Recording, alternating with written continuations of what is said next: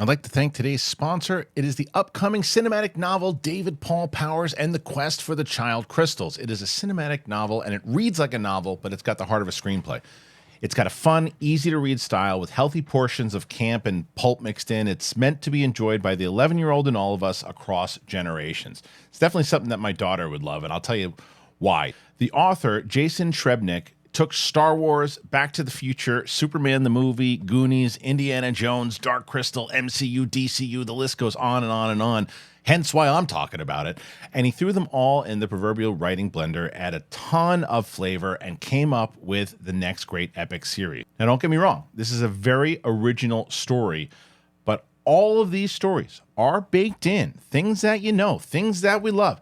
And if you love those, you're going to love this. It's the first book in a trilogy. Because why not? Trilogies work, man. Get it on Amazon right now at a special pre-order price today for an early November release. You go to the Amazon link that is in the description, or you can go to davidpaulpowers.com, where, by the way, you can get a free Art of ebook, which itself weighs in at 230 pages and over 1,000 illustrations, all by the author himself. David Paul Powers and the Quest for the Child Crystals, episode the first. The adventure begins. It is the next big thing. What's going on, everybody? Welcome back to the big thing. It's Capes and Cowls. It is Friday, baby, and we got Loki Season 2, Episode 1. Full spoiler. We're going at it today. We'll have the discussion with myself, Winston, and Coy. So if you haven't seen Episode 1, I would recommend going back, watching that first, and then coming back and hanging out with us, because we're going to talk about that. We're going to talk about Superman.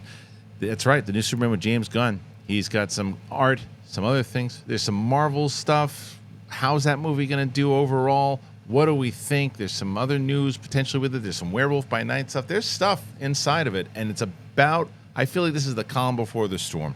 We're right, to me, I think, next week we'll see the end of the strike. I think. So if that's the case, I feel like the floodgates are about to be opened up with news on this show. So when we're doing Loki episode 2 next week, I think we're going to be bombarded with other news. But we'll see. All right. So if you're brand new to the channel, you've never been here before, we're almost at 100, man. We're almost there. We just need you guys to hit that button, and we'll get there even faster.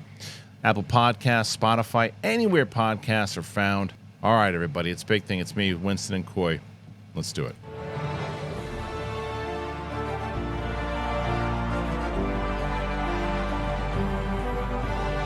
Welcome back, ladies and gentlemen. It is Capes and Cowls, Big Thing. Myself, Coy Jandro, Winston A. Marshall. We all up in each other's shots. Look at baby. my shot. I know, all up in the shots. I don't give a Here, you do that. Watch We're this. sharing. I'm going to make him disappear. It's real-time edit.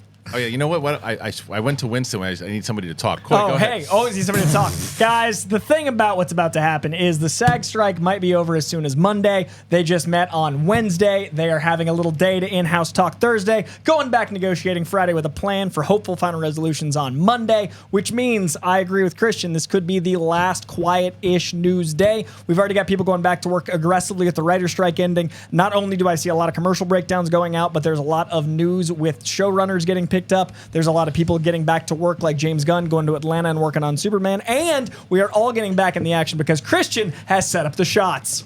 Yay! Nice to have everybody. That was good. I didn't want to cover the news that we were about to cover, so I'm like trying to dance. I just let him go. I'm trying to hit the eggshells. I actually have great news. Oh? So Winston doesn't think it's going to be great news, but I have great It's not great news. Uh-oh. Who's our sponsor? You'll love this news. All right. So here's the deal. We are going to be making a heavy push back into Patreon really soon. In November, we're changing a bunch of things, and there's going to be a bunch of new details and new things on there that you can get. And we're going to really be interactive with the audience, and we're shooting to big goals. And like I said, things are going to change the way, like all the different benefits. And I'm going to start out with this benefit of the goal. When we hit 10,000 patrons, this is the big one. When we hit 10,000 patrons, Brett, who is deathly afraid of heights, is going to skydive. What? And we are going to put it on the channel, and we'll put the full experience on the on Patreon and all that stuff too. So that's a 10,000. I love it already. Now, again, the benefits and stuff will change, but it's about the goal to get there. Now, I was thinking, what are the other goals? And we're going to come up with a bunch of other ones. There's one at 1,000, but the reason why we're doing it this month is because Winston does not like scary things. He's had his eyes closed this whole ramp up. I don't know what it's about to be. So for 1,000 patrons, Winston will be going to Hollywood Universal Horror Nights, and me and Coy will go with him at 1,000 patrons. Now, remember this though: we'll definitely offer some other stuff past the deadline, but once we hit the end of the month, that is gone until next year. Now, I will say this: if we can get there by 1,000, then maybe we can. It'll have to be next year. Winston will have a full year to prep himself. But if we get to 1,000 this month, do you like Chucky? Because the Chucky maze is pretty he hates great. everything. He There's hates some, everything. Winston. We need a GoPro just like on a hat. We just need to when I brought this up to him, he goes, and I have no. He's not gonna have a problem with it, and I don't have a problem saying it because that's the whole reason why. He's like, you're gonna have to pay me. I said, I get it. That's honest. I said, I get it, and he said, because last time I went to Knott's Berry Farm, I got kicked out for punching somebody. And Knott's Berry's like the calmest. Knott's Berry's like Halloween Horror Nights is terrifying. I was told nobody would touch me. Somebody decided to touch me. And you decided to touch him back. And so I uppercutted the absolute ever-loving out of him. And I got banned. Oh, you Mortal Kombat at some poor day. I fully shoryukened a dude in the jaw, and they took me to the security office, and they said, sir, you can't. The funny thing is I found out that they have a policy that at a certain extent they know that some people, that's just how they respond to fear. Yeah. But so you didn't get assault charges, you just got taken When I tell you I took this man off of the ground, I hit him so hard. And so it can't be any worse than Makuga, though. Man, Makuga was the sounds worst. that come out of him. But this is what we're saying. So this is what we're going to be doing. We're going to be coming up with these goals. And the first one, the only reason that I wasn't going to start setting these goals until November, because that's when we're changing all the tiers and we're going to offer like this is a rare contests opportunity. And different.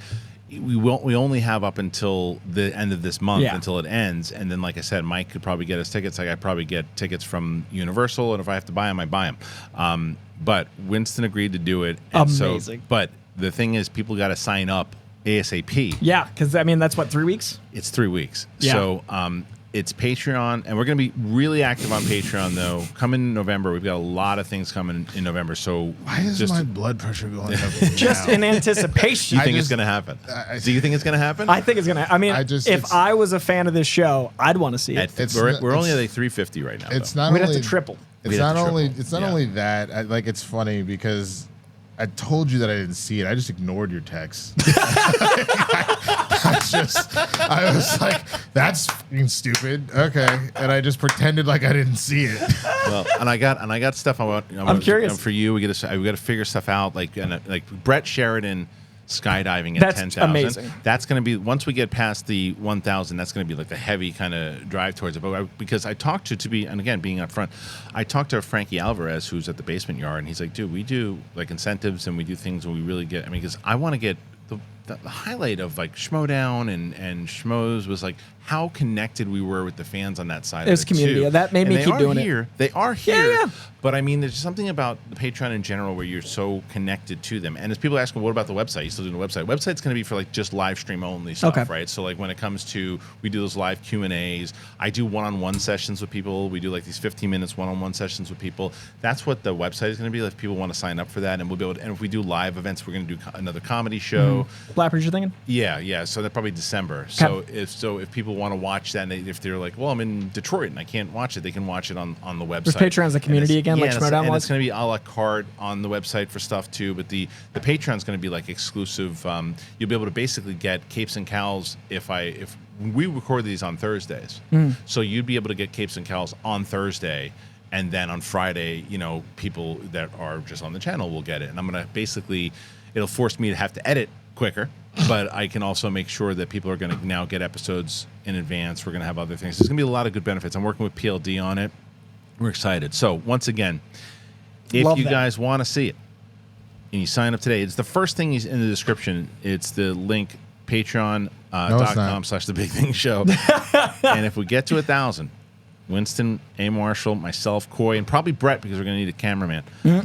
We'll be going to Universal Horror Nights, and we'll probably have to put him in a straitjacket. I cannot wait to see the before. We got to do a before and after photo, like us walking in and like us walking out. It's just that I want to get him in the car. Oh, I can't wait. On the way over. I think the drive to park and like just him sitting in Jurassic Park. Yeah, but it's not even that.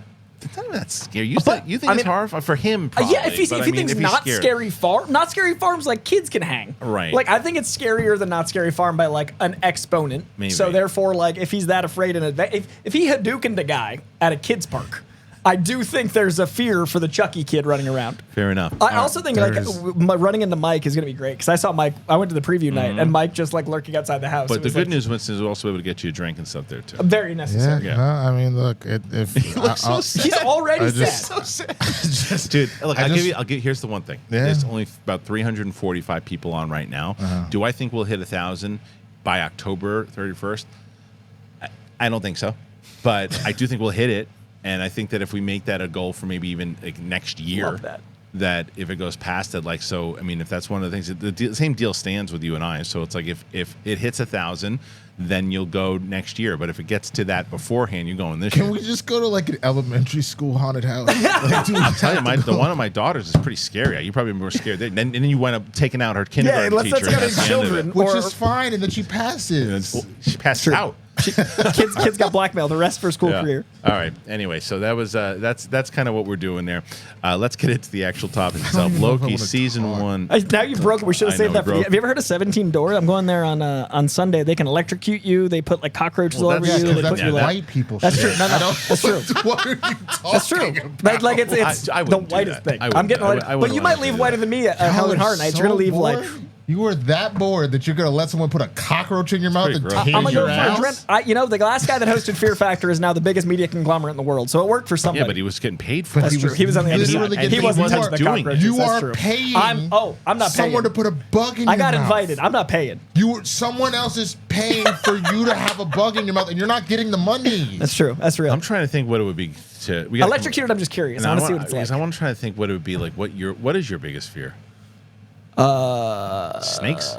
Snakes are okay. Okay, we got to think of something. Cockroaches freak me I out. don't even know if it's a fear. Yeah, I no, wonder- I feel like fear he's got. I just wonder if I'd be able to follow you around for 2 days and you don't talk. Ooh, that's my biggest fear. Being mute, I think is my biggest fear. No, that's terrifying. For like 2 days, we get to a certain goal. Like Living in peace. Yeah, for like 2 days, we'd follow you around and like you couldn't there's only so many words you could say per day. That's a gift to And, everyone. you'd have to like book out. You wouldn't be able to go to Yeah. places. Yeah. All right, we'll think about that. That's Anyway, terrifying. All right, let's talk about Loki. All right, Loki season 2, man, episode 1. All right, so I'll give you I'm not going to obviously spoil 1 through 4. We'll spoil 1, but I'm not going to spoil 1 through 4. All I will say is on my actual review, and Winston and I think are on the same page. Episode 1, really good setup, good continuation of where we're at. Some things I was confused about, but I'm sure I won't be by the end of this episode with you guys. And then episode 2, I did not like at all. I think it's a bash you over the head with sponsorship. I wouldn't. That wasn't even my issue. That's one part. There's some bad acting going on in it. There's some goofiness going on, and I was like, is this where we're going? And then 3 and 4.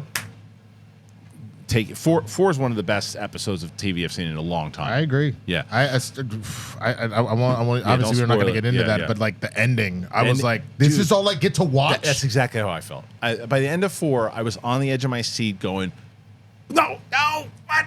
Because again, I won't spoil it. What's wild to me, I don't know about you, but I both laughed and gasped at the end of At the 4. same time, because they do Because it 2 things happen at the same time, and I'm like, same wait, time. what? Yeah, so we'll keep it at that. But I've only seen 1 for the Yeah, audience. I'm yeah, reacting yeah. at the Real Reject, so I haven't seen. I've honestly only seen 1, but we're talking about just 1. Just and 1. This is on par for just 1, on par with the first season, which is my favorite Marvel TV show. Yeah, I remember you said that, and I liked 1 a lot. I go back and forth with season 1 and WandaVision. I just think Loki stuck the landing a little bit more than WandaVision, so therefore it's slightly ahead for me. I get it. This continues right where that left off. Yeah. And it goes into the whole thing with Mobius, and they're like, he doesn't know him, and I didn't know. I thought it was really actually really great in the fact that I thought we were going to be spending this time of like And him what a waste going, of chemistry. Yeah, but him going, all right, I got to figure out. Oh, you remember, you know me and this, and like, they got to reestablish this whole thing. And he's in the past. Yeah. He's far in the past that he's got no idea who the hell he is, and he's jumping back and forth. And the way that they piece it together, then he sees Sylvie and he sees this, and she's like, oh, there you are. And like all that, the way that they played that was fantastic. But what did you think, Winston? I mean, I thought it was really, really well done. I spent the beginning of it being like you, where I was like, do I not remember the first show? Like, I remember the ending of season 1. I guess we're in the middle of a spoiler thing anyway, of Sylvie killing He Who Remains. Yeah. And then Loki showing back up and everybody being like, what the hell is going on? Right. I think what made me laugh most of this episode, there is something very funny about Loki just being in pain. And it's a lot of that is Tom Hiddleston just being a great actor. Sure. Where like every time, you mean pain as far as him when he's every time he ends up being ripped through time, like he just well, it's like that. It's like that time when he's like, I've been falling for 20 minutes, And they use that same hair flip. I like that they continue. Like they don't make the same joke; they play on the joke. Yeah.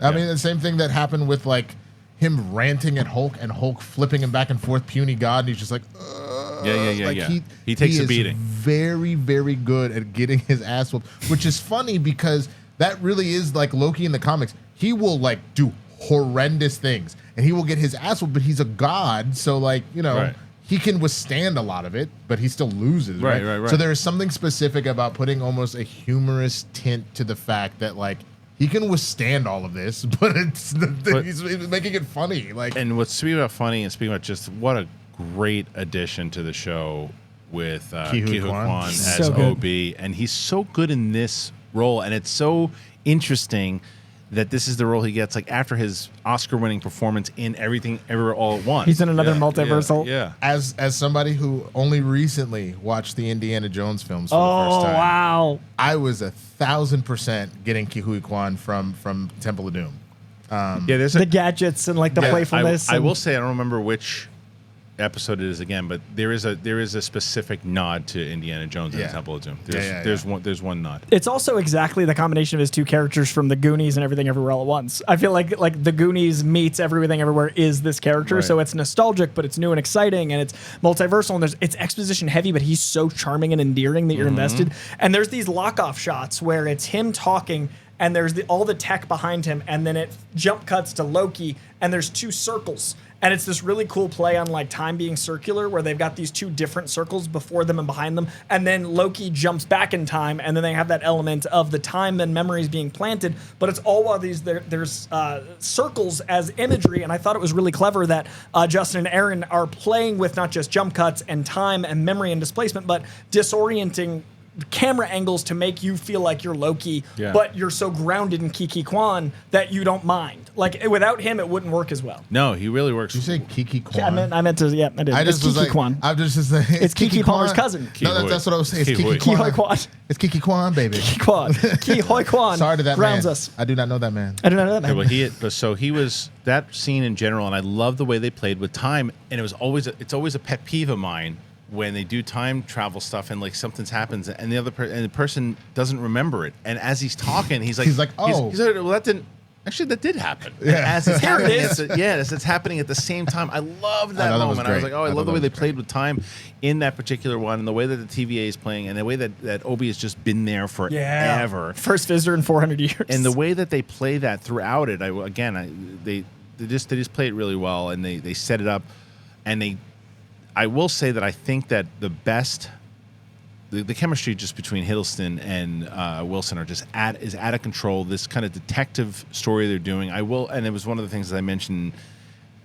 1, 3, and 4 really use humor in the way that I like humor in these things, where it's like, oh, that character would say that. 2 seems like it's like, oh, we need to be funny right now. This has to be funny right now, and it's like that's not. See, that's not. I mean, I know there's various problems. No, I feel you, and we'll get to 2 next week. That's not even my issue with 2. We'll discuss it. It's just very convoluted. Yeah, that's the problem. I just think it's a mixture of stuff. What ends up happening in 2 is you are setting up so much stuff at the same time, and because you're dealing with time, it gets confusing as hell. Yeah, and it makes it unenjoyable to watch because you're trying to keep up. It's true. That was there also, and it was there a little bit for me in this, but they explained it a little better when they see OB and they're talking about certain things. But it was that chemistry, Coy, that I love about them, because what was so, I think, intriguing about the first one is that it was this time organization, but it was like it was a cop story with good cop, bad cop. It was a detective story where Loki's stuck following Owen Wilson's character, and I like that this season, from what I've seen so far, is Owen Wilson following Loki's character. So they have the same dynamic, but they've kind of inverted a lot of the power structure. But you still get that chemistry, and it's a show where two people talking is the highlight, and that's how good the dialogue is, how good the chemistry is. What I've been most impressed by is that not only did they keep all the strengths of season 1, especially with that chemistry, but I think it's shot so much better than any other Marvel show. Like the cinematography and the production design, the product. I mean, I haven't seen the product placement episode that you described, but the way they've been able to make products feel lived in and worn. It's got that 70s aesthetic the first season did, but it feels much more lived in. This feels like the TVA you can actually go to. And I feel like the way it's being shot, they've got long oneers, they've got the action looks more like conscious instead of just rapidly edited. This season, I think, shows when you let a director have a parameter and then you let those directors do their strength within the parameter is much better than either the extreme of, say, Sam Raimi, where it's a Sam Raimi project with some weird Marvel stuff thrown in there, or the opposite, where it's a Marvel Studios property what we wasted a director on. So I was really worried because I consider Justin Benson and Aaron Moorhead two of the better auteur directors working. Them leaving their weird artsy stuff, I was like, that's kind of a waste because they're good directors. They got to do their weird artsy thing, but on a mass scale, and it feels like a combination instead of one power play struggling the other out. I think that the true strength, and you'll see it more in these other episodes, but they're already kind of leaning into it, is they are. What I think Marvel has done when they're at their best is to genuinely have a discussion about things. Yes, it's superheroes, all that kind of stuff, but whether you're looking at Falcon and the Winter Soldier and the discussion of a black superhero and the idea of, you're not getting treated, black Captain America is not getting treated the same way as white Captain America. When you look at like WandaVision and the idea of like what grief will really do to you and things like that. The whole point of Sylvie killing He Who Remains was this idea that everything is predetermined. You have the sacred timeline. It's all fate. You don't have any choice in the matter. They have full free will, and they take every episode to like explore what does that mean. And the choices that you make now that you can do whatever you want, are you going to go on a whole new path? Do you stick with the one you got? Like, what does that mean to truly have free will and how that affects your life? And I love what they're doing with it. And you get to see the beginning of it here in this first episode. Yeah. Good question. I was going to say, I do love the macro of the themes we've gotten so far, because we also went beyond just Renslayer and the Trinity that we discovered as mechanical, but we got to meet other like a judiciary branch versus legislative. Like it feels like a government. I really like that they're diving into like cause and effect and ramifications, and they did it right away in episode 1. It's really quick, and already I love the world. I did love that scene where they're all kind of sitting around and the table, and at the same time Loki's popping back and forth from the future and how that played. And that so who's so Renfield obviously is not there. So who do we? So I'm trying to think. I always forget the numbers of the. So B-15 is I do not remember the actress's name, but she's the black lady. That's the one that was mainly charging after. So she's fantastic. She is. I think that everyone in this show, performance-wise, crushing it. There's only one person I have an issue with that I don't think should be in the show, and that's B-15's side person. The guy he's kind of like he's kind of walking like this, and she doesn't need a helper. She should be by herself. She got this helper, and he's on the side, and it's like someone's friend. She's like, he's just like. Did we meet him in episode 1? Yeah, he's in episode 1, and she's like, "What do you got going on?" He's like, "Oh, they're going to be over here." Blah blah blah blah. It's like, who is that guy? Why is he acting? I'm sorry, he's so nondescript so far. Not Raphael Cassell, right? No, because I love him. No. I'm really curious how he gets duplicitous. He's one of the TVA agents that. Is he X5? Yeah. All right, he's got a bigger role to play in general, but in this episode, he's the one who shows up and tells them. Yeah. He's trying to get things moving faster. That's because I think he's solid, and I'm really curious how he becomes the actor persona. You'll definitely see. So I'm with the audience right now. Yeah, you are. But that's but like I said, I think that she's great though, and just that arc in general of like, hey, we got to do the right thing here. We were all on the timeline. Don't you guys care? And it's like this, the way that they play inside of that. I agree with you. Like the show, like the politics of it all, and how they're struggling. They were in a very different place in season 1 of what they thought, their perception of everything, and I like the way that they played on that. And that's the other part that's so interesting. You can put it in any number of like situations, but essentially you're talking about a mass group of people that were kidnapped. You know what I mean? And whether you want to talk kidnapping, slavery, whatever it is, it's this, again, now that you have the free will argument, it's this idea of like your whole life has been taken away from you. Now what do you do? Right. And that is ultimately what that political argument is at the table, where it's like, well, we were in charge or whatever. It's like, who cares? You had this, and you had this, like, and it's so interesting to see how each of them then approaches it going forward. It's so hard because watching them all like that, I sometimes will blend episodes together. So I'm trying very carefully not to say anything in particular. That's why I'm doing 4-day breaks between. How did episode 1 end? Right after that incredible spacewalk cosmic scene where like Loki basically jettisons back and lands on him, and then basically they like look up and because they need Mobius to go out and do it. So and it was like he doesn't have enough time and he presses the red button and he gets. It's literally that's the last sequence. That's it. It's not. No, there's a post-credit scene. Yeah. There's a brief that McDonald's briefly. Okay. But that's the end. Okay, got it. That's what I'm just trying to Storyline A ends with the cosmic. Storyline B ends with her discovering. Okay, I'm just trying. She's not working there yet. We know that from the trailers. Yeah. I did a reaction to episode 1, and I shut off everything and said, "Oh, I wonder if there's a post-credit scene," and there was. Turned everything back off. Yeah, and I didn't do it. I don't do that. I mean, I know some people do that. I don't. If I miss it the first time, authentic. I miss it. There's one for Gen V, and we missed it, and we just like it. How was Gen V? Oh my god, I love it. We should actually talk about that. I can tell you. Yeah, we should talk about that too. I haven't seen it yet, but we can do that. I've seen the first 4, but I can do it like you guys just did. Okay. Yeah. Okay. Is 4 out right now? I think 3 are out. 3 are out right now. Okay. But I've seen and what I've seen. I mean, if you want me to, we'll do it in a second. Okay. Yeah, because we are going to get into. I want to talk about Gen V because people have been asking if we've seen it because we're all like massive The Boys fans here. So it's funny. I haven't been craving to watch it, but everyone says it's good. When we get to it. All right. So anything else as far as Loki goes, because episode 2, that is the tougher thing with seeing 4 of them, because normally what we would do is, well, what do you think is going to happen? You know? I guess just in general, the loom. It is an interesting concept as to that's why the sacred timeline has been what it is that the loom has been in place the entire time.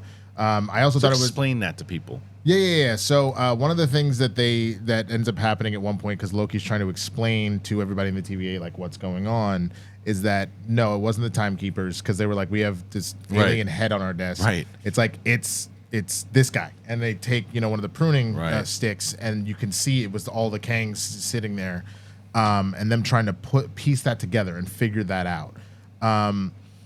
So the idea essentially is that He Who Remains put this loom on the sacred timeline, and that's essentially what's happening is as they're pruning those branches, it gets funneled into one device that keeps it as just one timeline all the way through. So all of these stop at the loom and then get cut off, which again, it gets explored more what the loom truly does in the 3rd episode. So I don't want to get too far into that, but the fact that Obi essentially was kind of like, yes, this is what regulates everything, and it's overloading. And we can't. That's the last bit of that episode is if we don't stop this now, it's going to destroy everything. And then Loki's trying to untether himself from all time, because that's the only way to unstick himself back in the present. And I'm curious. We all kind of assumed looking at this that the time stuckness was kind of like Spider-Verse, right? Like the glitch. And I'm really curious because it does look like the live action version of that glitch. How much by the time, and I haven't seen more than one, but how much by the time we get into things, whether those ideas and concepts parallel, because we have seen 2 Spider-Verse films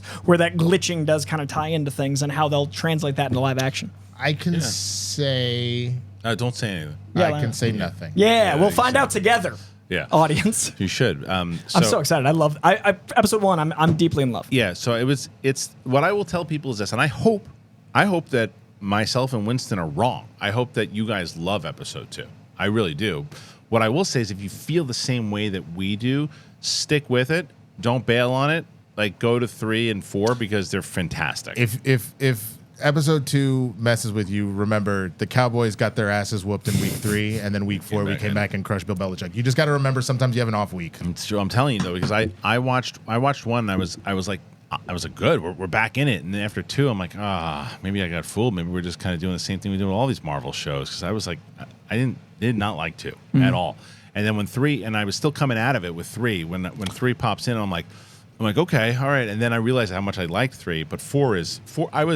If anybody would have walked into my office at 4, but get out. I'm like, 4. I was so locked in. Okay, so I mean, one of the things that I will say, there is some really, really great acting in episode 2, and there are moments where some of our main players get some one-on-one time, and it's really, really well done. And that is the only like saving grace for me for that episode. Sure. But yes, it is. I think I know what you're talking about, and I agree with you. I think from now, if I'm remembering the right thing, but there's just so much in that episode that I was just like, ugh. It played, as I said. There's some things that play goofy, as where like the conversation. Like, there's a couple times in the first episode with Mobius and Loki, and they're having like just organic conversation, but it's funny because the two of them just know each other and they say certain things and they crack a couple of jokes. And you're like, okay, yeah, but I don't. It's funny, but I don't think that they're like, okay, you say something funny. None of it felt scripted. No, to me, there's a lot of those moments in 2. There's I'm glad to hear that 3 and 4 improved those. So that if I felt disenfranchised by 2, since I'm watching them separate, 3 and 4 are fantastic. 3 and 4 are some of the best Marvel television that we've had in quite a while. I love that this is coming off of Guardians. Like, to me, we talked a while ago about how Guardians wasn't really going to be the okay, Phase 5 started now. It's really the end of Phase 3 for us, and how like we really won't know until the Marvels. But looking at the Chepek era versus the Iger era, it is going to be curious because I know we're talking about the Marvels in a bit. Loki is this amazing isolated thing. Like, I love that it feels like Justin and Aaron got to make something over here that ties into Loki, which was beautiful from Phase 3. But I really think it's going to rest on the Marvels, Captain America 4. Like, I still think Marvel's in a tricky spot until we get back in Momentum Land, because Guardians and Loki, great, but they do feel separate. Yeah, totally. All right. Before we scoot on, I want to tell you guys a little bit more about. So let me ask you both, because I know you've both been doing the AG1 a lot lately. They're just so good, man. Like, for me, it's like I have made it. You guys both have routines. You do the same thing. Do you do the morning for AG1, or like when you wake up? I do a cup of ice water and then a cup of coffee and then a cup of AG1. So I have a 3-drink thing in the morning, and it's the 3rd. Winston, how do you normally do the same thing? AG1 for me is what I take before I go work out. It's it gives me that little shot in the arm. All right, so for me, I'm first thing in the morning, and I love it. I put it in my. I have like this zoo cup that I got when I was on some trip, and every morning I do it. I don't do all the vitamins, like 75 different vitamins. I do it one shot, put it in the thing, and I still have time for coffee. And I'm the same as Coy. If I drink too much coffee, I'm bouncing off the roof. But I get enough energy with AG1. Right up top, I get better gut health. I have a boost to energy. I love it. My immune system feels better. My sleep quality is great because of it. And trust me, with kids, you need it. And like I said, I just have never done the supplement stuff. I've tried it. I just can't do it. There's just too many things. It's like you just put it in the cup, and it's fantastic. And I also get the packets. Oh yeah, I keep the packets in the car. If I'm like run down mid-afternoon, like that slump and you're out. I did it for our live show at Flappers. Oh yeah, just for a boost. It was just because I was tired, and at that time I think I missed it in the morning, and I was driving. I look like a crazy person. My glove box is like AG1 stack. It's the best. It really is the best, and I'm so glad that they are in our lives, and they have been in general. I love the travel packs; they're fantastic. But whether you're on vacation, you're working, whatever it might be. Now, if you guys want to try it, if you haven't tried AG1, you should, and you want to get a free 1-year supply of vitamin D and 5 free AG1 travel packs with your first purchase, you go to drinkag1.com/bigthing. That's drinkag1.com/bigthing. And so I do it every single week. I love it. It's fantastic. And if you haven't tried it, I know that I get people trying it all the time. And when I tell people, oh, you're going to love this this particular thing, and you can help out the show, you help us out if you do it, but you also get something good. This is one of the ones that I get all the time. Hey, man, I just got AG1, and I love it. So thank you very much, AG1. I appreciate it very much. The other thing I wanted to talk to you guys about is, I don't know if you guys know about, right now we have Marine Layer. Have you tried Marine Layer yet? No. Oh, you'll love Marine Layer. Yeah? Dude, yeah, it's this T-shirt and just clothing store in general, and they sent me a whole bunch of stuff, and I got I spent a lot of time on the website too, but they have there's T-shirts and these the drawstring pants. I never thought that I could. I felt like I'm too old for that stuff. What? It's gotta be comfy, man. Super comfy, dude. The way that they have them, and they almost feel like kind of jeans, but yet they're super soft. Interesting. Smooth. They're really, really good, and you can put them in the dryer. You can put them in the wash. They stay soft. They don't turn like. That's clutch, because they will get the little beady balls. Oh yeah, dude, it's really good. They have a ton of stuff, and they tell you it doesn't really matter. They have clothes for all occasions, whether you're going on a date, whether you're going to work, whether you're doing a show, whatever it might be. They have stuff for everything. I love Marine Layer. I really like their kind of laid back style, but it just feels. I feel like an adult when I'm wearing them. Honestly, they're very soft, and you can wash them a million times over, as I said. And if you go to marinelayer.com and you use the code BIGTHING15, you're going to get 15% off. You're going to get 15% off if you go to marinelayer.com. Use that code BIGTHING15. It is really, really amazing. I love it, and you got to save your closet one shirt at a time. Do it. I'm super excited to be working with them because they sent me a bunch of stuff, and I'm just like, woohoo! I'll check them out. Check I'm big them on out. comfy clothes. As I get older, I just comfort. Yeah, it's good. Bro. That was the best part of the pandemic is comfort. Is doing SEN live, and I'm sitting around in sweatpants. Pajamas, it's true. All right, let's talk about the Gen X. What's it called? Gen V. Gen V. Oh, because it's Gen like X, Compound V, us. Gen V. Yeah, Gen V. That's you. That's relax. I will not claim this. Do not put me. Let me have my years. Hey, true. I ain't got no babies. I ain't got no mortgage. I want a mortgage though. I don't think we get to get a mortgage. I think I'm jealous of them getting a mortgage. Yeah, I'm like, that's not something I'm like, I don't have a mortgage yet. I don't know what upsets me more: the idea of not being able to have a mortgage or having to go to Hollywood Horror Nights. I think that's my Hollywood Horror Night. Is that I can't a get reminder: mortgage. 1,000 patrons by the end of this month. Why did I say it out loud? And then we're You getting just brought it back in. That's a commercial break. I want to say I'm so curious. By the end of this show, I'm gonna do a screenshot of before and it after? starts, and then I'm gonna send it to Winston. Winston, we're about to go live, and I'm gonna have it at whatever, like 3:40 or 3:50, whatever we're at right now, and then I'm gonna look at the end of the day and see where we're at. It was like when we used to watch the subscription ticker, but it's just for him. You'll know where to panic, though. You'll know whether or not to panic. If by the end of the day we're at 500, I would start panicking. Yeah, But if it really skyrockets in a day. But if it doesn't move, then you'll be fine. Yeah, because then you're just gonna plug it every single as you should, because we all know why, and this is just an incentive program for people to be able to. Yeah, of course.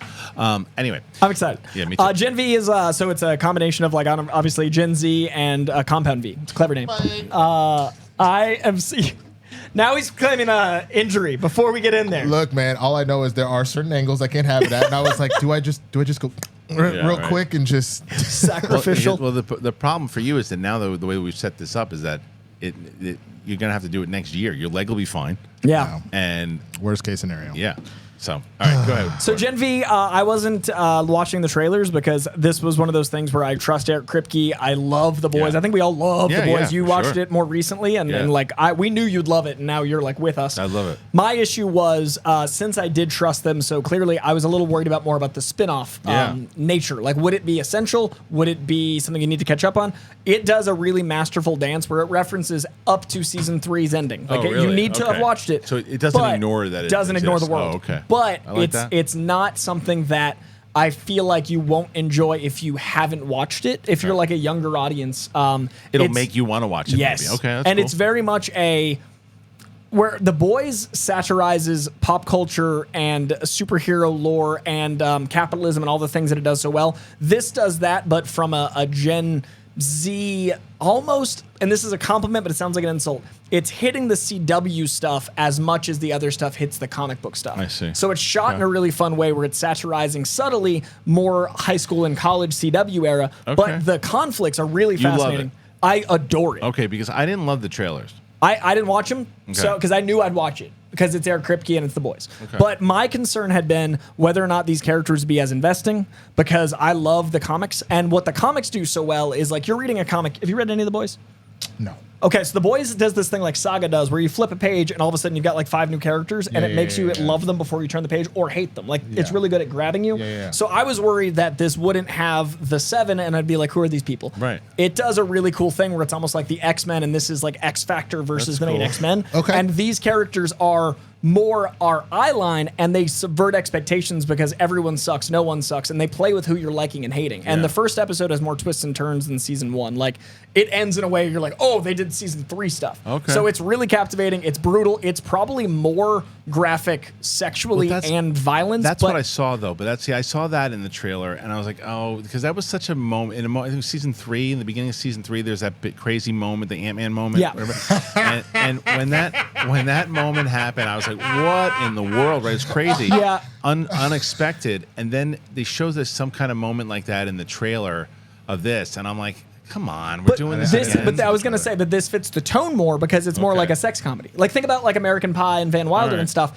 That's this target. All right. And in college, you're making some bold choices. I trust your opinion when it comes to it. Like, It's really good. okay. I'm going to watch it also because I do like the creators. Yeah. I do have a bunch of people that I know that actually worked on it, and I'm going to check it out. I mean, people, I get tweets about it and people saying, you haven't talked about it yet? If this, and it's because I haven't really, like I said, people. Ed Harrell, who's a major fan of ours, and he's such a great contributor to he always retweets we always see him in everything New York and all the time, and he's like, "What'd you think? Here's the trailer," and I'm just like, eh. But The I show guess is so. better. Okay. I mean, I didn't see the trailer, but the show is better than the sum of my expectations Okay. because I was afraid it skewing younger would feel sophomoric. Okay. But it feels like it's playing with those That things was my right fear. there. Yeah. That was my fear. But I will say, and I totally understand the concern. I mean, I have stopped letting something like that bother me, especially when I think of stuff like Miss Marvel, where that was a massive concern that this is geared towards 15-year-olds. This is not geared for overall audiences. And while it may have still been pointed at 15-year-olds, it worked perfectly fine. I feel that because of but I think the difference with that also is, as endearing as she was, and she's fantastic, it was also that I could relate to the family side of it, having kids, so like that's where, because I've said it to you guys many times over, both that show and Blue Beetle, the superhero stuff, I could have left it. Yeah, it was the the family stuff that worked. It was the relationships and the way that they built up the characters and how endearing both Sholo and Amani, is that? Aman Vellani. Aman Vellani, that they both, Aman Vellani and Sholo were the best parts of both of those. But to that point, that is part of why like Loki works, for example. Again, we mentioned WandaVision earlier. It's understand that the sandbox you're playing in is a superhero sandbox, but the reason why people love Game of Thrones, because like personally, I hate medieval stuff. I've never cared. I don't care about dragons. I don't care about any of that. But you gave me such a compelling political thriller. You gave me such a compelling backstabbing spy. Like, Did you watch House of the Dragon? Yeah. And I really I liked actually it. prefer House of Dragon. Me too. I was surprised. But that's my whole point, is that the story was so good. I didn't care what the setting was. So if you can do that, and that's what it sounds like Gen V It's does so a good impressive. job of doing, is Yeah. that if you were making a statement, you just happen to do it inside of a superhero, then great, a superhero film, great, or show. And it attacks a lot of different issues because it attacks cutting and more younger skewing topics because that's the demo. So I really like that it's not just for young people, but it's stuff that young people are going to have closer relationships with. So I'd say The Boys has become like a 25 and up show. Yeah. And because a lot of people under 25 don't care as much about politics as people that are older do. I would say this hits a beautiful 18 to 25 demo, but it's not like people in 30 and up aren't going to enjoy it. Yeah, and you think that they're going to cross over? Yeah. I mean, definitely. I'm not saying any spoilers, but I'm thinking the world, all it does is this beautiful tapestry that Okay. Marvel wants to be doing. But they mentioned nailing. yeah, everybody. Like there are statues Okay. and the Sevens reference Okay. and Okay. it's cool. I can't wait for you guys to see it because I want to talk about it. It's funny that you mentioned that, because I was actually just thinking the other day, and I don't want to veer too far off of Gen V because that's what we're talking about. But you know how we've gone back and forth about the MCU and like what's missing, what's wrong right now? I thought about it, and by the time we got to where we are right now, we had already had an Avengers film. We have yet to have an all-encompassing film that kind of brings everything together. We've had moments where people show up. So, like, obviously, Doctor Strange is in Spider-Man. so let's see. Let's see the math on that. So 2008 is when Tony's doing Iron 8 Man to came 12. out, right? So 8 to 4 12 years. is 4 years. Yeah. And then 2019 was Endgame. 2019 was Endgame, Yep. so it would have been 2020. So So it'd be that's this when we got WandaVision. 2023 is 4 years. Yeah. So it's been as long, but we've Man, had pandemic. 4 times And a pandemic. and a pandemic, but we've had 4 times as much content. I think that's the Yeah. issue. I think the volume of stuff more than the time, because from Iron Man to Avengers, we'd had 10 properties. Well, the argument there also is that with all that much time, they should have had 2 Avengers movies. That's what I'm saying. Oh, It's yeah, like the yeah, volume yeah. of stuff, because Right. it's not only the number of properties, it's also like the shows are 6 hours or whatever, Right. and the movies Which are are essentially 2. movies. They're Yeah. essentially 1 to 2 movies. And so I was just thinking about that the other day, and it was just like what the magic that is missing, in my opinion. It's not that we're just so like we all appreciated the superhero movies for what they were, but it always felt like it was actually building to something to relieve the pressure and then build it back up again. You got 2 Iron Mans, a Hulk, a Thor, a Captain America, and then you had an Avengers movie. Yeah. You had another Iron Man, another Captain America, a Guardians, another Thor. And then you had an Avengers movie. Right. So they'd introduce 1 or 2 new, and then they'd come back. And then they wouldn't introduce 20 new. Right. And I think you're right about the timing too. So that's kind of the issue that I'm thinking about. Sure, you've had like teams, so you had the Eternals and you had Guardians, but you are not relieving the pressure of this is building to something. And I think that ultimately is what is dragging this whole thing right now. Is if you look at the pacing of a TV show, if you spend all this time building up the big bad, but you don't actually get to the big bad, you're bored. So the idea of like, no, you're not getting another Avengers film until the end of like 5/6, and that's when that'll happen. That doesn't work. And honestly, that just got delayed again. So it's what, 2027 now? 2026, 2027. So we were talking like a 9-year run. And I think my issue is the highs, I think, are as high, sometimes higher in phase 4 and 5. I would argue Guardians 3 is some of the best we've ever had. I would say No Way Home is some of the best we've ever had. I'd say Loki is some of those, but the lows are lower. Yeah. I would put, personally, now that I've had time to settle on it, I think Love and Thunder and Doctor Strange are lower for me than even how I felt about Dark World at the time. So therefore, I think the mountain is a trickier thing to climb because you're like, this is great, this is awful, this is great, and because we've gotten used to it, the bar's higher. Right. So I think without the Avengers, we really can't rest on that mountaintop. We're going to see, and I guess that kind of leads us in. Before we get into our next topic, we're just going to do 2 more. We're going to do the DC Gunn one, but I also will lead into that, what you just said with the Marvel stuff. But before I do, a lot of people have bad habits, man. A lot of people have bad habits, but you can combat a bad habit with a good habit, and I'm going to tell you a little bit more about Fume. All right, guys. This episode is sponsored by Fume. Bad habits, man. A lot of people have bad habits, and bad habits can really kick your ass, and they can mess with your health. They really can set you back. I've seen it, been around it, and I know. And when you see this, the first thing you go, well, what is that? The first thing you should know is that's not a vape pen. It's not electronic. It's natural. That's why I'm on board in the first place. What is it then? It's a device. And it helps you quit nasty habits, and that's why I was on board right away when they reached out. At first, I'm not going to lie, I was skeptical. I didn't know. I was like, I don't know, that's not really my thing. I said, wait a minute. You're not breathing in nasty chemicals with this. And what it is, it's it's just fresh air. It's natural air. It is flavored air. That's it. You heard me. Air. And it flavors it. It is a great way to replace nasty habits. There is no nasty chemicals, none of the stuff that creates bad habits. And that, to me, was like, wait a minute. So you can actually turn a bad habit and you just make it a good habit because it ain't messing you up and it ain't hurting you. Because I said, wait a minute, flavored air?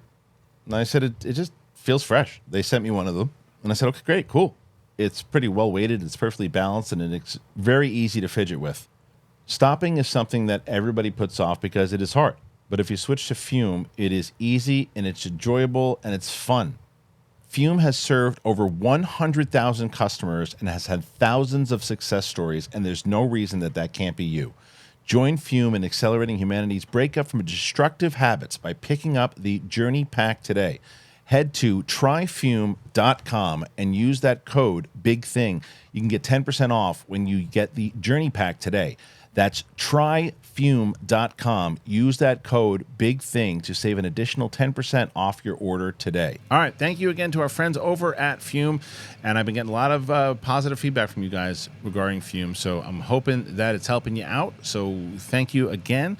Any one of our sponsors here today, you want to check out that wonderful novel, you want to check out AG1, you want to check out Marine Layer, and of course, Fume.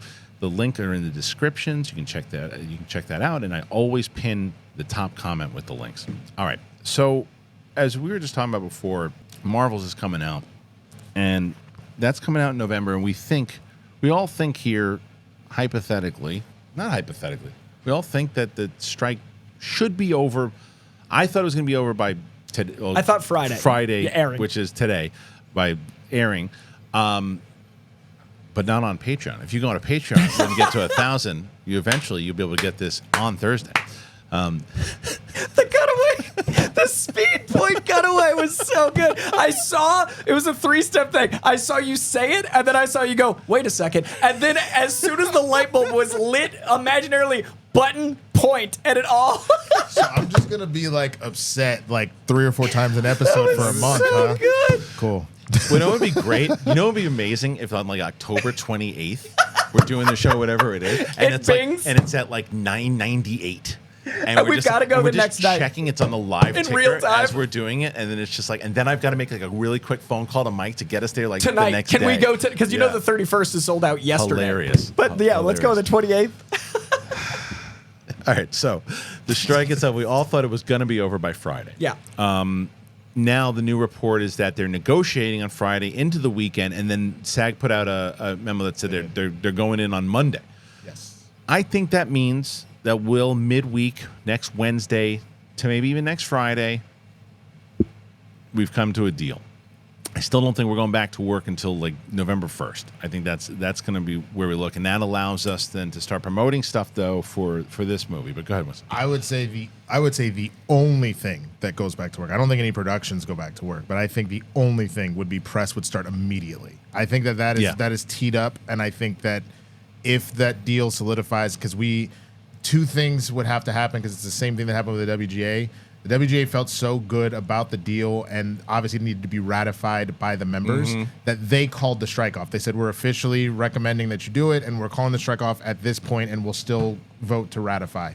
If the deal looks that good, SAG will probably do something similar, and you might see a situation where they're like, we got good terms the next day saying we're going to call the strike off in the next day, and then we'll ratify down the line. So I do see that would happen instantly, because the studios know you got in the can right now. You have to get people on the road. Right now. Well, especially this movie. This movie needs it. And the trio, like they're press darlings. Like this is the fun of this movie. Well, but it's also the selling point of the film. Yeah. Is the chemistry between the three of them. Like you've got to show that's like, and not that any one of them would, but like no matter what, you're like, if let's say that these are 3 actors who had notorious bad behavior, which none of them do, but if let's say that they did, you better believe they'd be like, this banks on your relationship. I don't care if you like them or not. You pretend that you do, and and again, being very clear that they probably love each other and everything too. And it's gonna. But I'm just saying, no matter what it is, this is how important this is. This is going to really try to sell the movie. Between you've got different generations, you've got so many different walks of life inside of that room with 3 different women, and what they're going to be doing inside of this. I think it's going to play as a comedy. I'm going to tell you, I can't remember who it was, and it might have been one of you guys. I'm not sure. Maybe it wasn't, but they were talking about this movie, and what this movie, I think they're really going to go for the Barbie audience on this. It was you, okay? So I think they're going for the Barbie audience. I think that Which is a smart move. There's been reshoots, there's been these things. There's been a lot of reports. I think they're going to say, F it. We know the kind of blowback we'll get, because we're not going to go after because they're not going to go after the Marvel, like the hardcore Marvel fan. Not to say that women aren't hardcore Marvel fans, but they're going to try to get that casual viewer. If they want to make a lot of money, they got to go after that casual viewer. When you see, because it was because we were talking, because the thing I was mentioning is just how this really was a women in media summer period. Yes, it was. Taylor Swift, Beyonce, Barbie. Yep. Like all 3 of those fully dominated. Oppenheimer. No, I'm just kidding. Florence Pugh on every poster. It's Oh God, but- she got for no reason they went after her. Anyway, go ahead. But when you talk about how much money Barbie pulled in, when you talk about how Taylor Swift and Beyonce changed GDPs, like at what point would you not see women go, hell yeah? And like you said, you were talking about a white woman, a black woman, and a brown woman all together.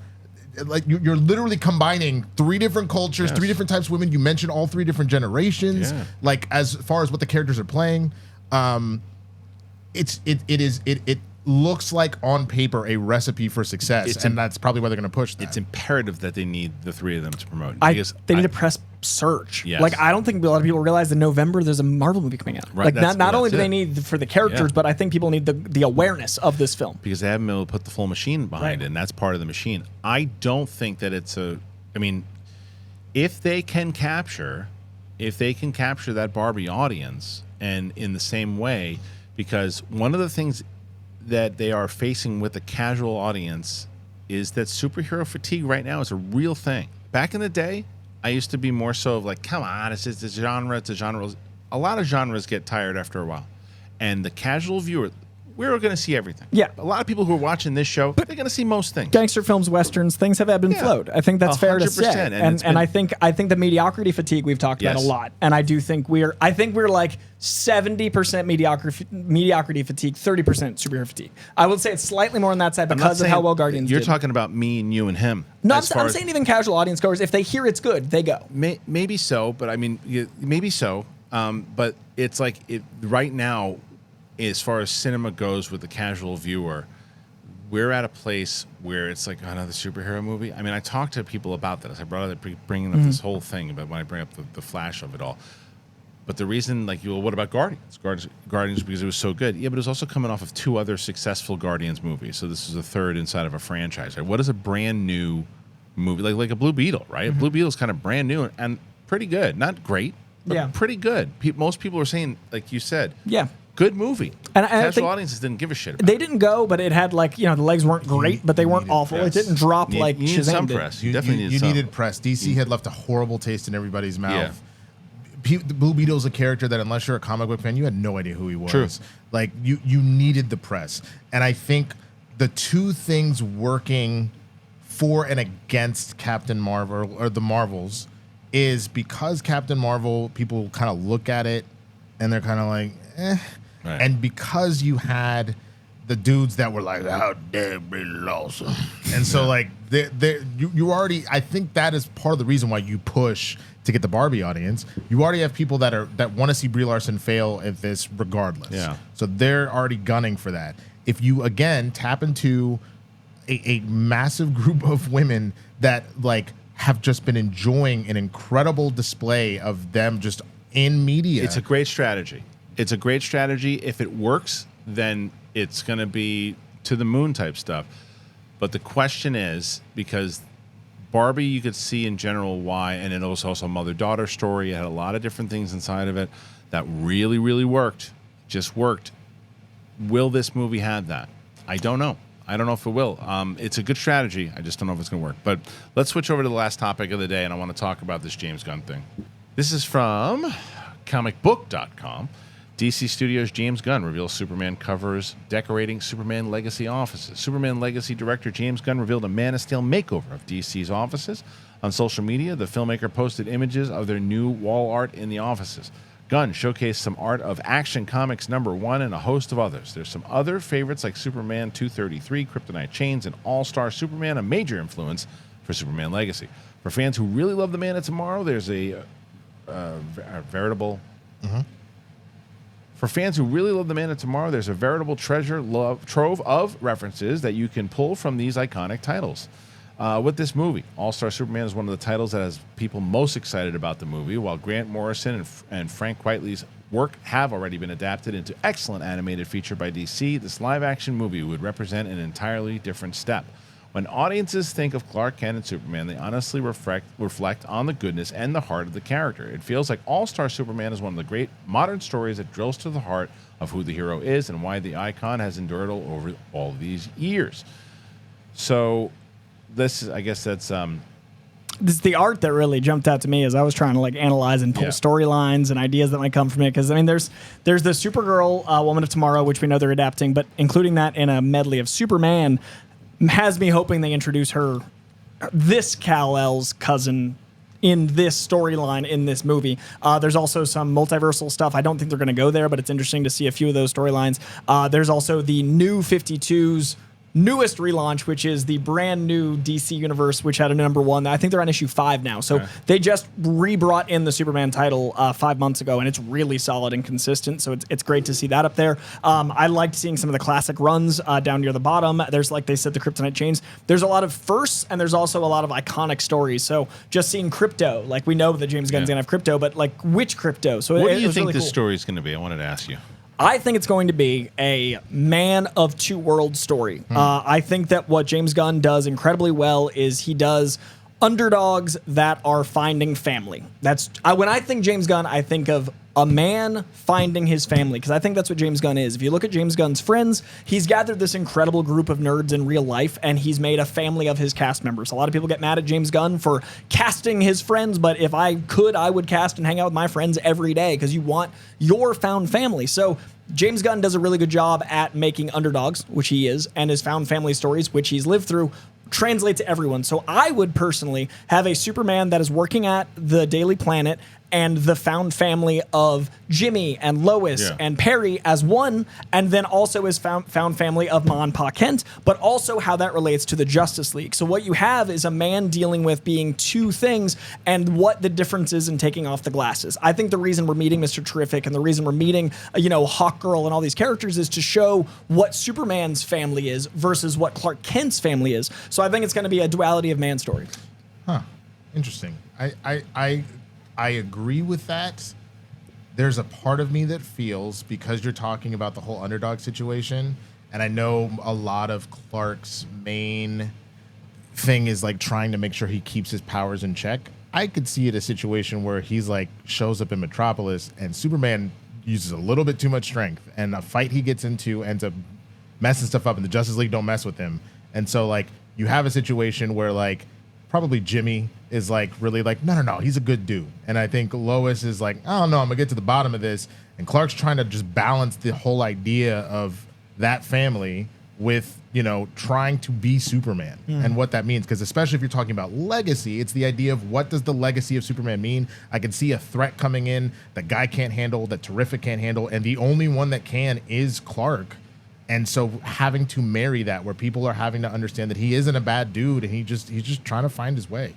I don't think our ideas are mutually exclusive. I think there's definitely an element of like how you get welcomed into family. Sure. And I think that's going to be the Justice League element. So I think we're on the same page there. I don't know if it's going to be like Superman on the outside and we don't trust him. It could be, but I do think there's going to be an element of the Justice League is formed. Superman is the one able to take someone out. How Superman folds into this new family. But I think the family dynamic is why Clark at the Daily Planet so important, and I think that Justice League is going to represent the new family. Over under that Peacemaker shows up trash talking Superman at one point. And over under what?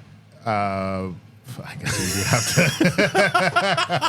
to. The table 500. Over under the table. Percentage, you mean? What do you? Over? Just over? I guess. I mean, the only thing to remind you there is what 1,000 patrons. It was such a key ingredient that I was like, I don't know how to respond. Yeah. Over. I'm going to take over. Over. He's scared out of his mind already. And I love the dread that might happen every time we record this show. That's why he's talking about over under. It's the 5th. We've got filming on the 12th, the 19th, and the 26th conceptually. Yeah, we do. I've never wanted to book a commercial more. I'm just saying we have literally. What if by tomorrow I'm like, hey, Winston. Sorry, bro. We're going mid-month. We're at $9.99 by the end of this show. At this point, it's for us. Like at this point, I'm just excited about filming. We should not tell them the number until the 3rd week. That's the truth. All right, guys, I wanted to thank you for joining us here today. I really appreciate it. Let me know your thoughts on both the Loki season, on the Superman stuff, on whatever you think that we've talked about thus far. I'd love to get your thoughts. Coy, where can they find you? You can find me on TikTok, YouTube, Twitter, Instagram, all at Coy Jandro. And what is the over-under in these guys watching Gen V before next week? Over. I think it's over. Winston, where can they find you? You can find me at the Swaggy Blood on the social medias. With my door locked. I guess we don't see him again. We can't bring him to Hunger Hearts. Winston, we made it. We made it. There's the Law and Order Sports Victims Unit, and it's game time on John Roker's channel. And great plugs. You guys have a good day. He's going to have so many TikTok clip outs of his Horror Nights experience. That's inevitable at this point. You're going to be okay, Winston. All right. Thank you guys so much for joining us. I appreciate you. Thank you to Winston and Coy for being here. If you haven't already hit that button, do it. Let the English see you do it. All right. See you later. Bye.